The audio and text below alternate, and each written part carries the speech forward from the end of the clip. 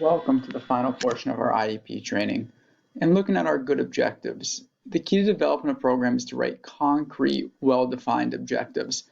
It's what will the child do? When will he do it? Who's going to give the instruction? Where will they perform the skill? How often does he have to perform to score mastery? When do you predict he will master it?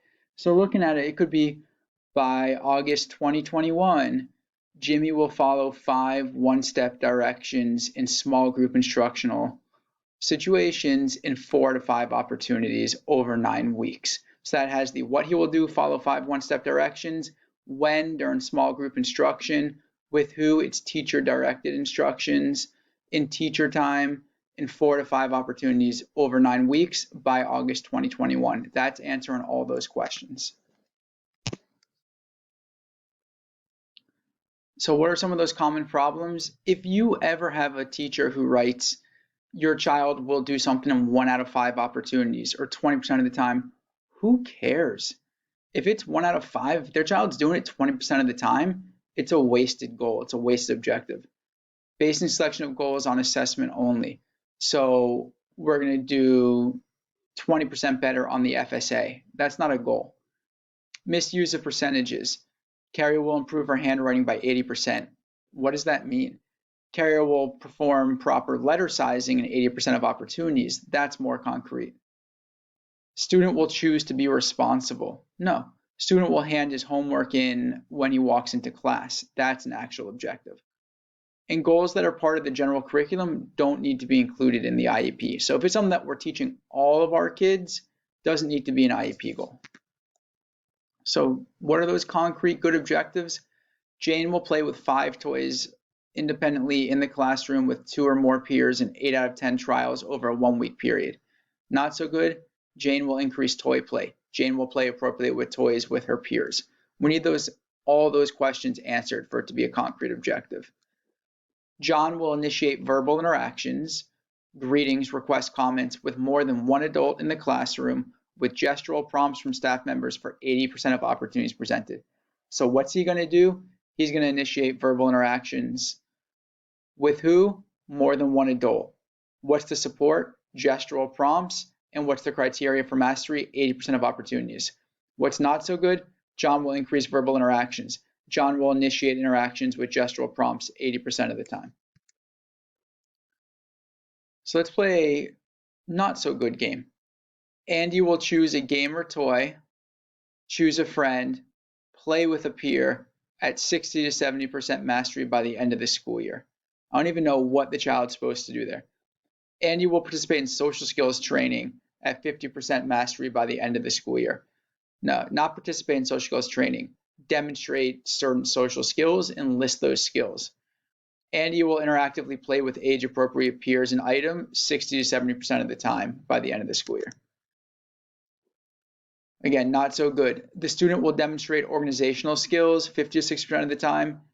Andy will follow the Palm Beach County Code of Conduct, teacher request, and class school rules. Andy will move about campus with limited supervision in pairs with another student 30 to 40% of the time. So when my brother moved into his residential group home, they don't have IEPs, but they do have similar programs, individualized care plans for our adults. And one of his first meetings, myself, who's obviously in the field, my mother, who's in the field, went to this meeting. And the group home staff member said, we have a goal. Mikey will cross the road safely 50% of the time without supervision. And my mom and I both went nuts. Crossing the street safely is either 100% or we just don't do it.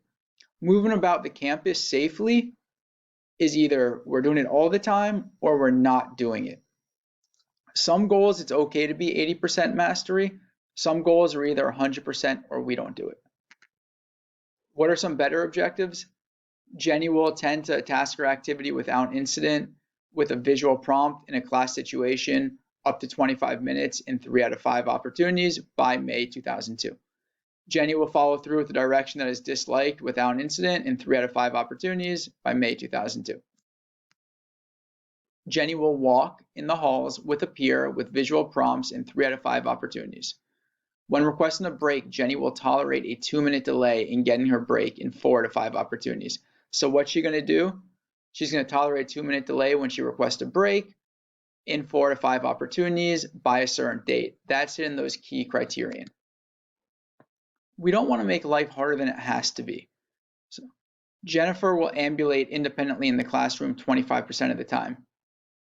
And then some objectives might be Jennifer will ambulate 75 feet without adult assistance 4 times a week.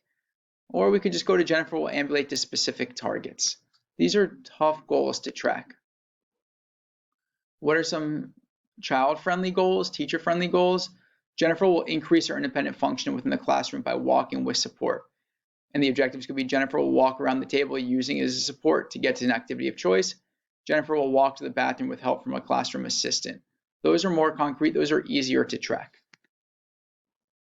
When you're writing goals and meetings as a team, consider what's the program that's going to teach it? As a parent, if they say your child's going to do X, Y, or Z, you have to ask, how are you going to get my child there? How are they going to take data on it? We don't want a teacher just say he's doing it or he's not doing it. Are we taking discrete trial data? Are we taking individualized data sheet? Are we doing toilet training data? What's the data that we're going to take on it? And how do we know that it's been mastered? How is it going to fit the routine of the classroom? How is it going to push for independence? I personally would rather see a smaller, simpler goal to independence than a big goal with gestural, verbal, physical, and positional prompts. How is it going to be taken outside of the room and improve the child's life? So just again, the class abruptly stopped practicing. Here was a chance not only to employ their skills, but also to save the entire town. So it's not just here it is in the classroom. How are we going to generalize it to the real world? How is it going to affect our lives? So when we're evaluating the goals and objectives, what's the criterion for evaluation? Is it 80%? Is it 8 out of 10? 80% and 8 out of 10 can be different. 80% could be 4 out of 5. You might be pushing 8 out of 10 specifically to give them more opportunities. There's a very big difference between 50%, 1 out of 2, or 5 out of 10. 1 out of 2 could be a lucky guess. 5 out of 10, you're seeing the pattern develop. What's the appropriate evaluation procedures? Is it discrete trial data? Is it an assessment? Is it a running record for reading? What are those time requirements? Is it every 3 months, 6 months, 9 months, a year?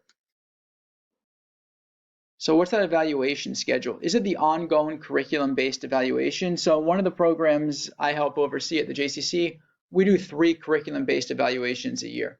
Is it the back and forth homeschool notes? Is it the annual schedule? Is it the VPK assessment? Is it the FSA? How are we evaluating our students? So how do we document? The IEP form, skill checklist, data collection, graphing. If I were you guys as parents, would ask to see the data as often as possible. I don't want teachers to say he can do it, she can do it. Show me the data and ask regularly so that you know it's being taken, and ask to see the graph. It's not just here's plus, plus, minus, plus, P, minus, minus, minus, plus, V.